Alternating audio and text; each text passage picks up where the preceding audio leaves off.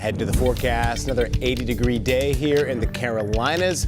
Fall, though, is right around the corner. We promise you will feel it come this weekend. Looking forward to it. Yeah. You know, we're sweating putting up the Halloween decorations the last couple of weeks. Hopefully they get some cooler weather if you're doing that this weekend.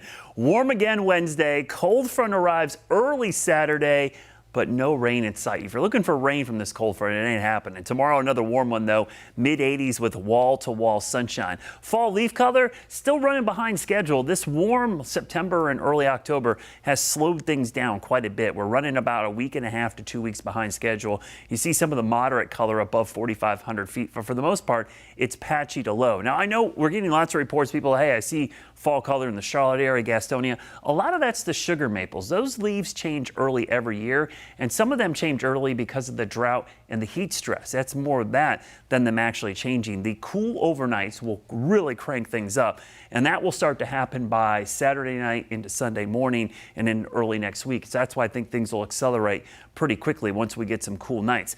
Promising signs here. There's a cold front with moisture, but the front just runs out of steam with the moisture. There's just not a lot here. What you want to see is the air coming from the south or the southeast ahead of the front. What happens is most of the air is coming in from the northeast initially, and that's a dry flow. So this is like having a dry sponge and hoping that you're going to squeeze some moisture out of it. It's just not going to happen in this case. Now, could we see a stray shower?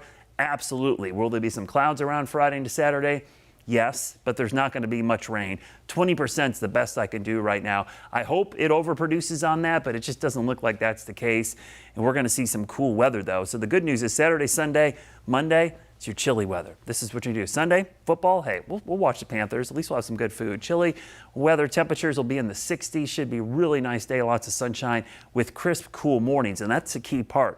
The mornings are going to be chilly. In fact, we could see the first frost, maybe even freeze of the season in the mountains. Saturday afternoon, look at that, 70s for highs. But overnight, we fall down into the 30s and 40s. By Sunday, temperatures only in the mid-60s, but those morning lows, again, could be in the 30s and 40s on Monday morning. So some really chilly nights and really a time to give the air conditioner and the heater a break and just use the windows as your thermostat. I love that time of year once you get into that open and close the windows for heating and cooling. There's a dip in the jet stream. That's our cool down, but it doesn't last long. In fact, you see a ridge start to build back as soon as midweek next week, and that's why temperatures are trending warmer for the later part of next week. Not probably 80s, but mid to upper 70s.